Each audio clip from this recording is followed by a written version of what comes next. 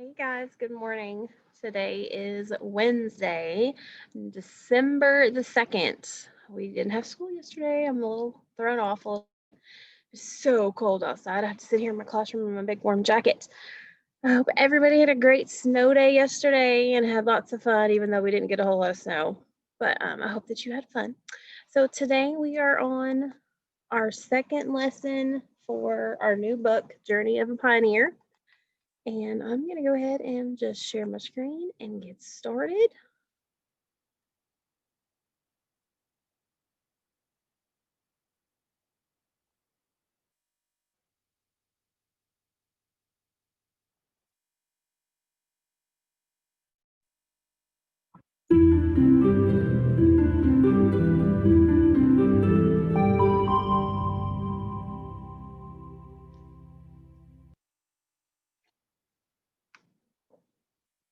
Welcome back, powerful thinkers. I'm Sue Sabella, your Great Minds teacher. Let's see what we need for today.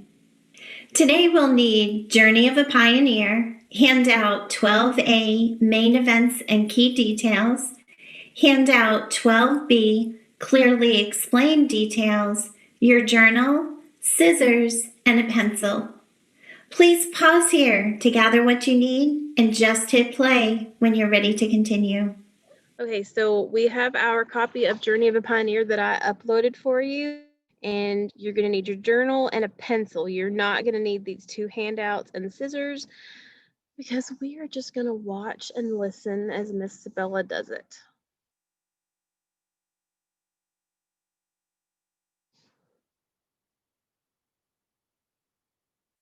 To learn more about settlers and their journey to the American West, you're going to be able to dive deeply into your copy of A Journey of a Pioneer. We'll explore key details together and also text features that help to make this text even more informative. Ready? Let's go. In Journey of a Pioneer, you'll meet Olivia and her family. They'll be using the Oregon Trail to travel from Missouri to the Oregon Territory. As the settlers start off on the Oregon Trail, they try to reach Independence Rock by the 4th of July, Independence Day. If they reach Independence Rock by the 4th of July, they know that they'll be able to get to Oregon before winter settles in. Once the settlers reached Independence Rock, they would often rest for a while. Families also often added their name to the rock to show others that they reached Independence Rock. Pause here to tell a learning partner why Independence Rock was important to settlers as they traveled along the Oregon Trail. Just hit play when you're ready to continue. Okay, so tell your partner, your adult, someone around you, why it was important for them to get to Independence Rock. What was important about it? And then push play when you're ready to continue.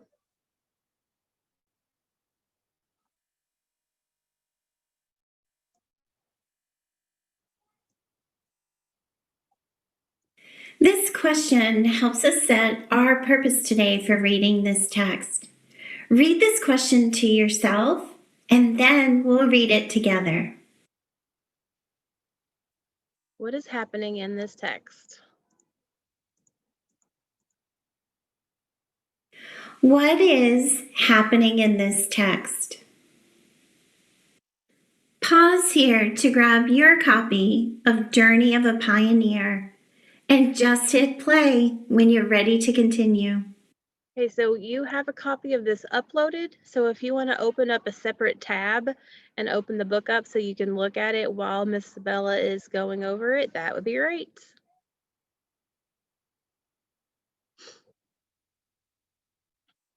Let's take a closer look together of the text features in Journey of a Pioneer.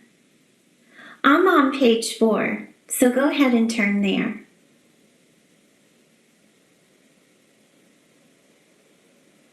Up at the top of page 4, you probably see a light brown box. And we're going to see that throughout this text. The light brown box with a date inside is reminding us that this is set up like a diary.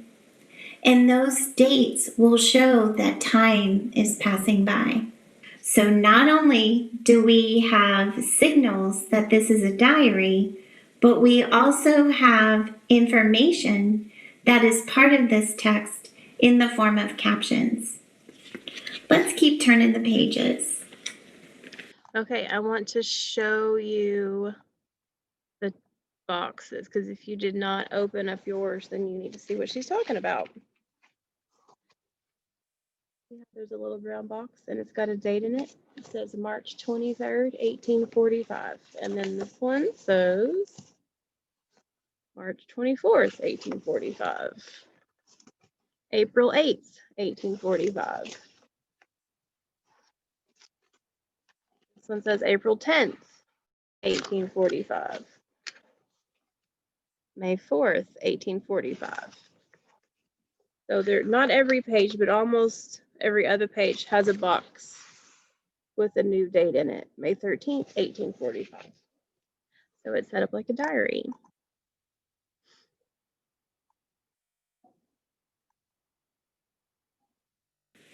As I go to pages 10 and 11, I see more captions. And as I continue through the book, there's more captions. I'm noticing those text features that can help me as a reader, and they provide more information than just reading the sentences on the page. So not only is this book set up like a diary, but it also has factual information. That's what makes this book narrative nonfiction. Nonfiction means that it's true. There are facts included in this text. Narrative means that it sounds like a story, that it's following a storyline, just like a diary would.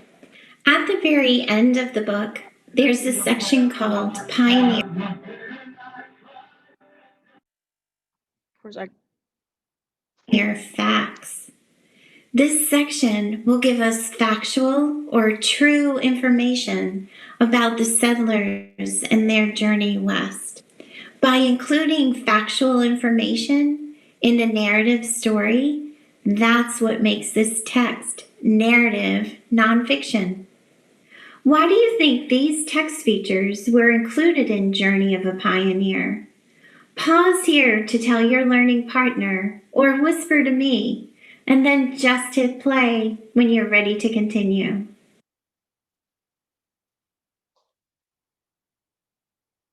Pause here to read pages 4 and 5 to yourself, and remember as you're reading, keep this question in mind.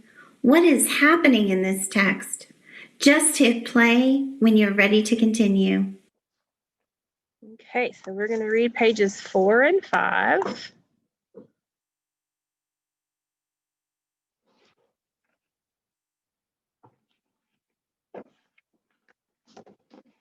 Page 4 and 5.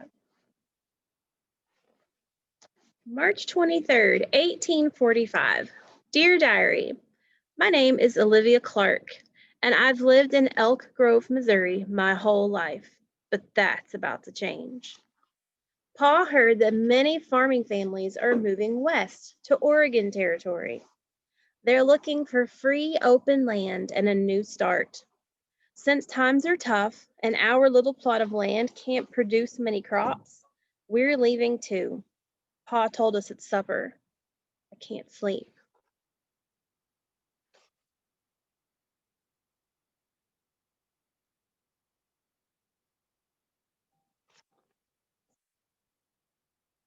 On pages 4 and 5, Olivia recorded a big event in her diary. This was a main event in the life of Olivia's family.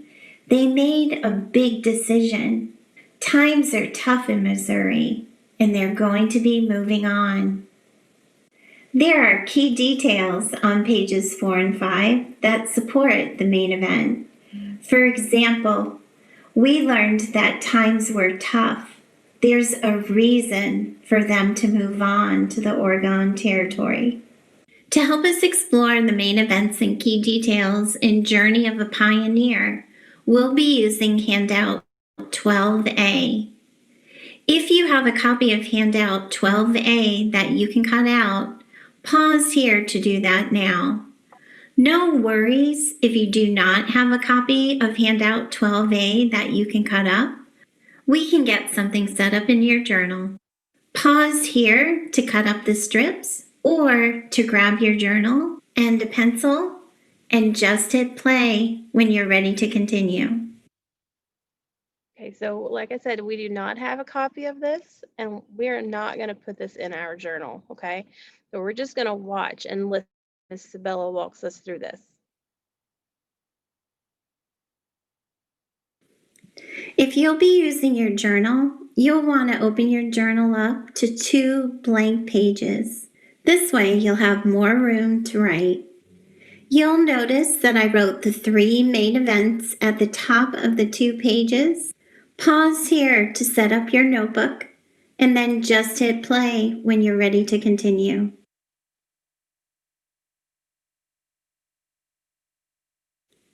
If you're using the cutouts from the handout, you'll want to arrange the events at the top of your workspace.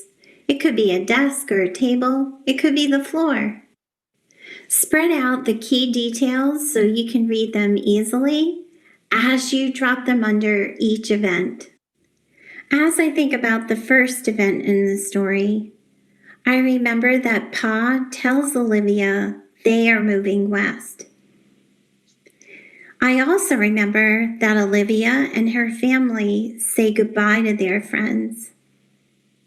And finally, before they head out on the Oregon Trail, Olivia and her family reach the jumping off point. If you're working in your journal instead of with a handout, you'll notice that the key details go right under the main event. Now it's your turn to match the remaining key details with the correct corresponding event. So you'll take the rest of the details and match them to the 2 events that remain. Remember, it's always okay to reread the text as often as you need to help you determine which key details go with which event. I'm going to place all of the key details back up on the screen in case you're writing in your notebook. Pause here to work, and then just hit play when you're ready to continue. Okay, so we're going to stop right here for a second because I just realized that we never read the book. We didn't. Stop, Miss Bella, stop. So what we're going to do is we're going to go back. Miss Sabella never told us to read the book, so we did not do it. So we need to read the book.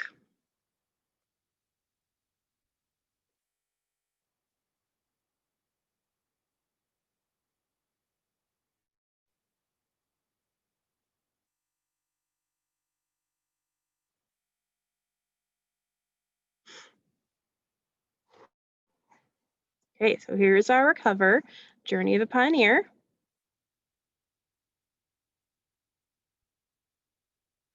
Right, March 23rd, 1845. Dear Diary, my name is Olivia Clark, and I've lived in Elk Grove, Missouri my whole life, but that's about to change. Pa heard that many farming families are moving west to Oregon Territory. They're looking for free, open land and a new start. Since times are tough and our little plot of land can't produce many crops, we're leaving too. Pa told us at supper. I can't sleep. March 24th, 1845. Ma said Oregon Territory is far away and it will take many months to get there. Pa warned that we'd travel long distances through wilderness, Sometimes we'll be the only white folks around. Once we arrive, we'll have a very large plot of land all to ourselves. This means a bigger house, a barn for the animals, and space to grow lots of crops. I hope I like it there, wherever there is. The Oregon Trail was a 2,000-mile path from Missouri to Oregon Territory, passing natural landmarks and crossing rivers. It was used from 1843 to the 1870s. April 8th, 1845.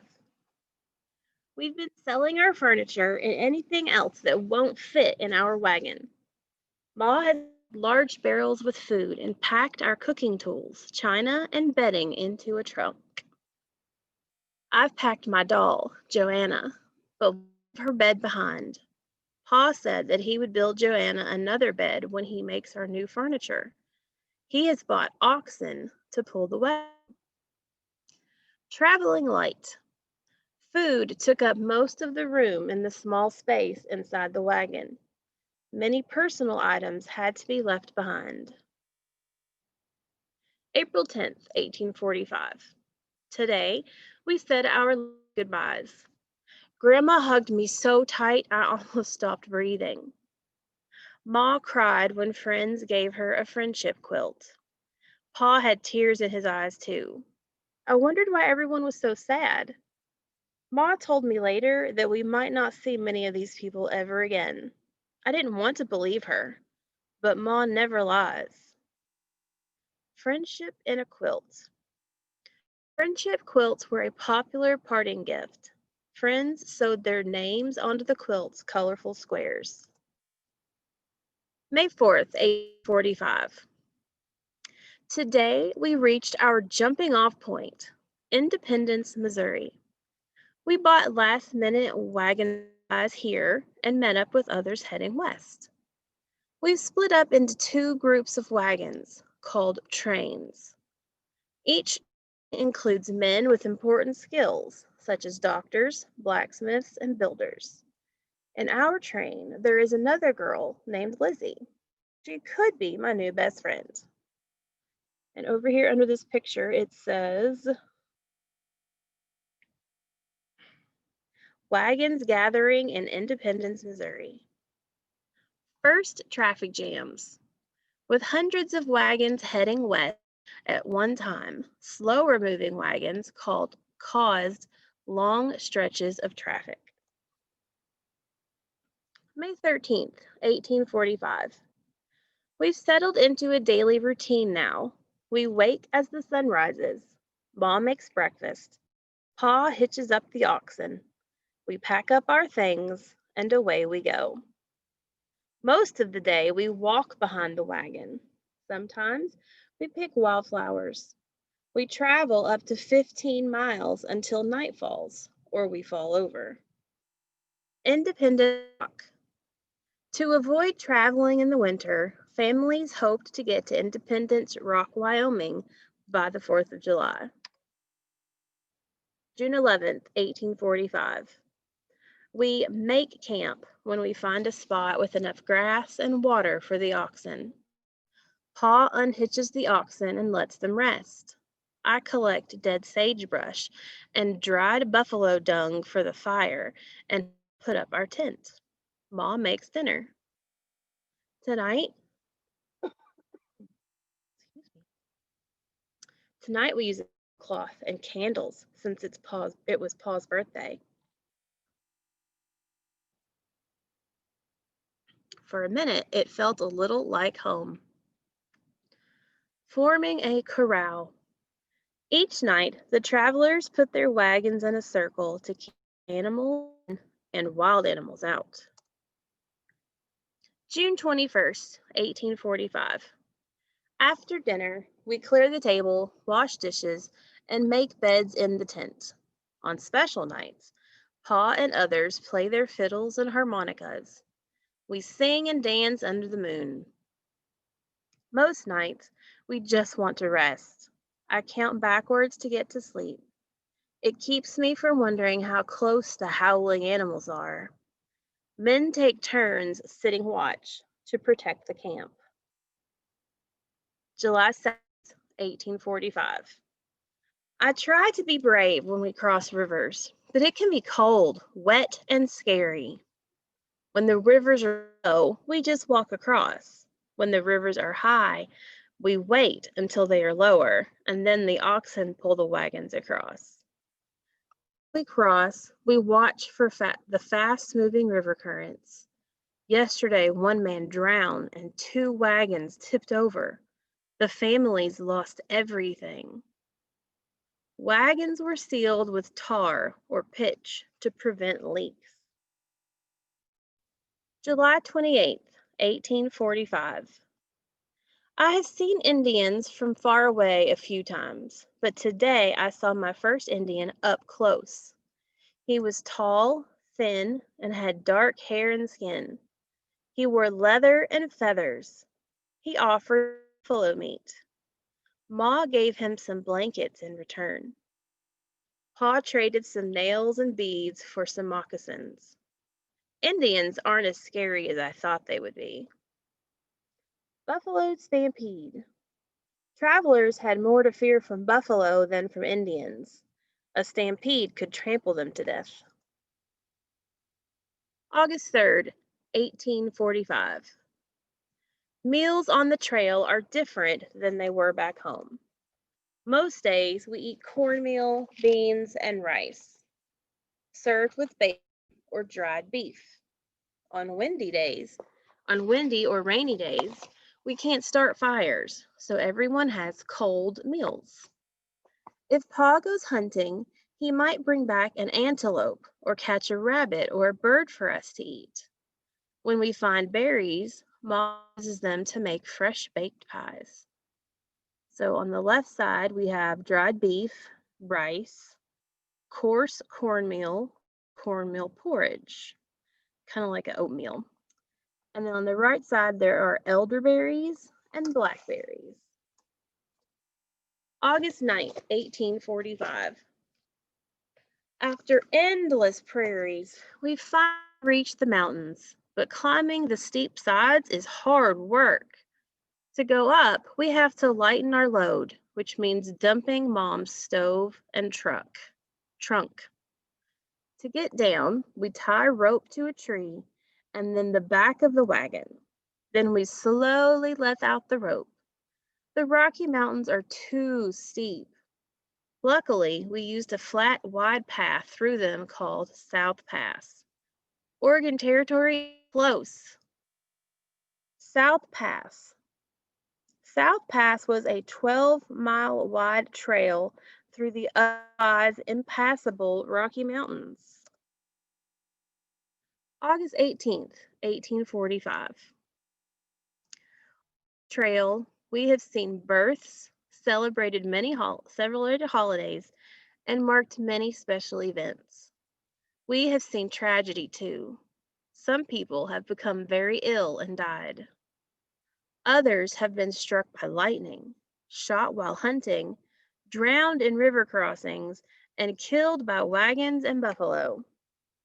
The trail is filled with goodbyes.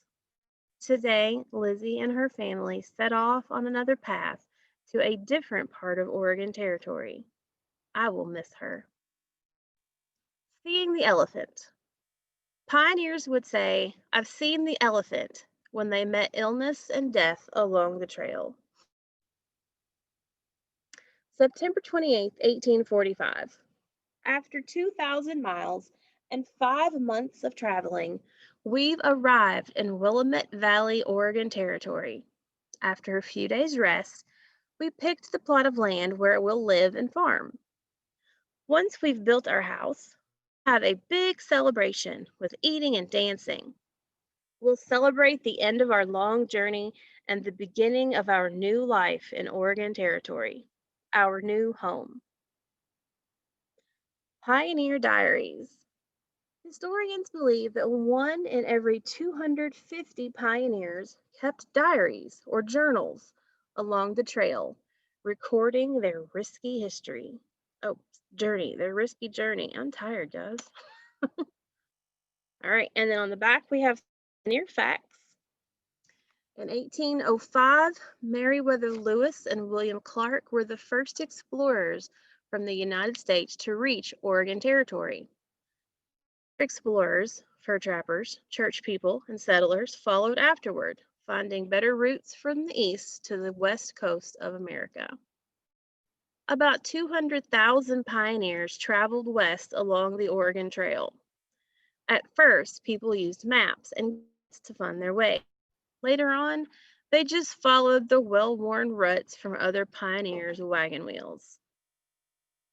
Pioneers were called immigrants. This was because the Oregon Territory was not yet part of the United States. An immigrant is someone who leaves one country and settles in another.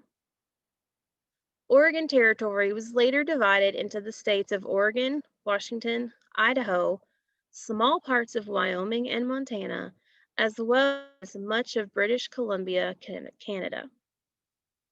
Pioneers had fast food too.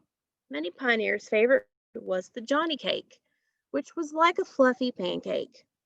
Pioneers could fold them and put them in their pockets until they were ready to eat them. All right, so now let's go back to our video where we were supposed to put these things together. All right, so if we look at this, we're going to find the details that match with Olivia and her family faced challenges on the trail.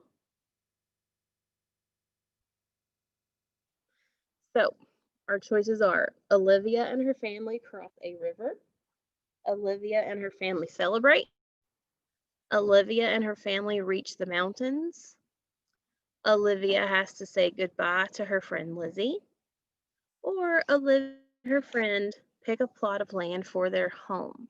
So which of those talk about facing a challenge? Which ones do you think?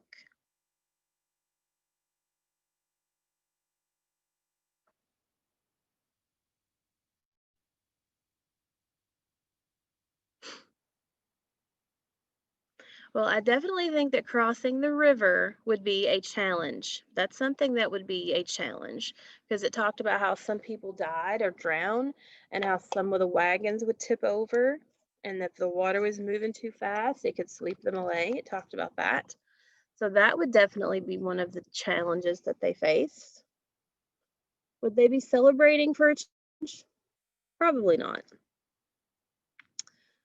What about they reached the mountains? What did it say when it talked about how they got to the mountains? What did they have to do?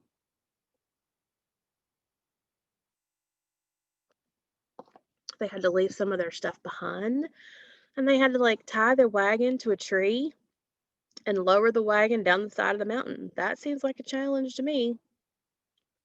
So that would be the other challenge. Olivia and her family reached the mountains. What about Olivia has to say goodbye to her friend Lizzie? Have any of you ever moved away from a friend? You know how hard that is to say goodbye to your friends? That is a very big challenge. So I think that on our chart here, Miss Sabella would write that they had to cross the river, that they reached the mountains, and that she had to say goodbye to her friend. So our next section is Olivia and her family arrive in Oregon Territory. And what did they do once they arrived in Oregon Territory?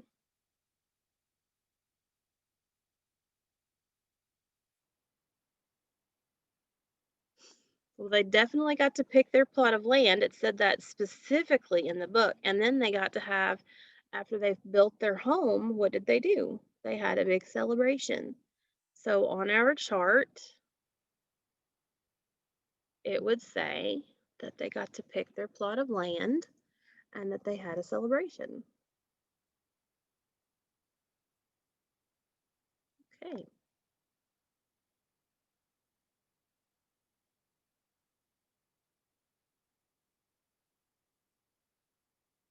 All right, so let's take a quick stretch break.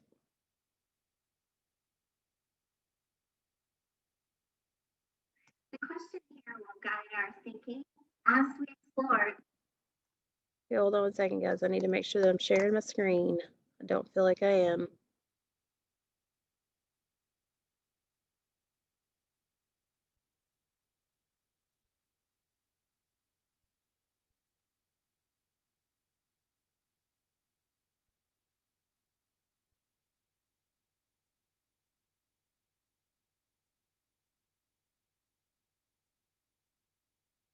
Informative paragraphs. Why are clearly explained details important to my informative paragraphs? This is an informative paragraph. Let's choral read this paragraph, which means let's read it together. The fire was good for the prairie. Trees grew, ashes fell. How is this a good start for an informative paragraph? Pause here to think about that question for a bit, or to chat about it with a learning partner, and then just hit play when you're ready to continue. This paragraph clearly has a topic statement. The fire was good for the prairie. And it has key details that support that topic statement. Trees grew and ashes fell. Both of those details were related to the fire that was good for the prairie. When I read this informative paragraph, lots of questions pop into my head, and that's because the details are not clearly explained. How would you improve this paragraph? What would your details be? You can jot them down in your journal or chat about it with a learning partner. Pause here to chat, jot, or think, and then just hit play when you're ready to continue.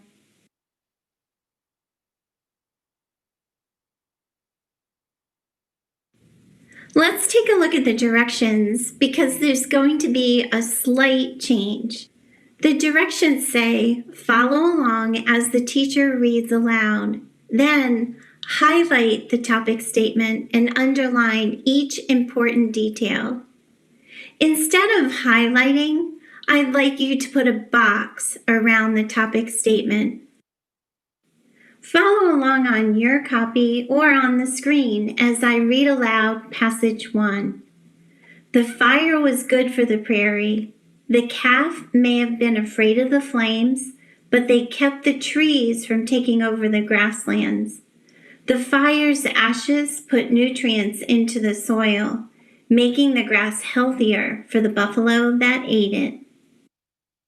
Pause here to put a box around the topic statement, and then draw a line under each important detail. Just hit play when you're ready to wrap up our video lesson. Okay, so what do you think is the most important part of that paragraph? What would the topic statement be?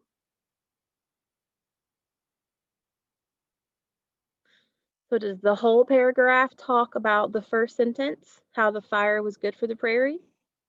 Does the whole paragraph talk about the second sentence, how the calf was afraid of the flames, but it kept the trees from taking over the grass? Or did it talk about the third sentence, how the fire's ashes put nutrients into the soil? What do you think? I think the main topic is going to be the first sentence. And I think the sentence 2 and 3 are going to be supporting details. But let's see if I'm right.